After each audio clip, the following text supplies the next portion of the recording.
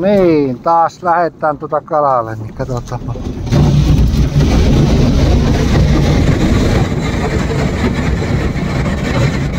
Pikkusen on hiastetta siinä, mutta tuolla Kaislan reunassa ei ehkä helpottaa.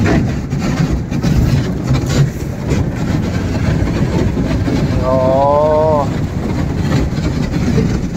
Menee helpommin kuin viime vuonna. 2-3 senttiä oli jäätä. Aurinko painaa.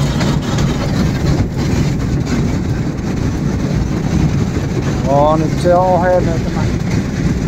Mä voisin vettää uistinta tämmöllä.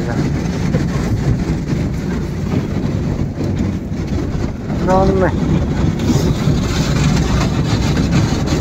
Ei tarvinnutko vähän maarakkuairaa näyttää tuossa laittelussa.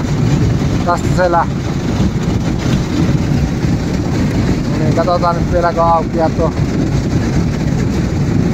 selkävesi. Helppo löytää takaisin tuon urraan myöten pakko. Voi tulla vaikka pimiellä.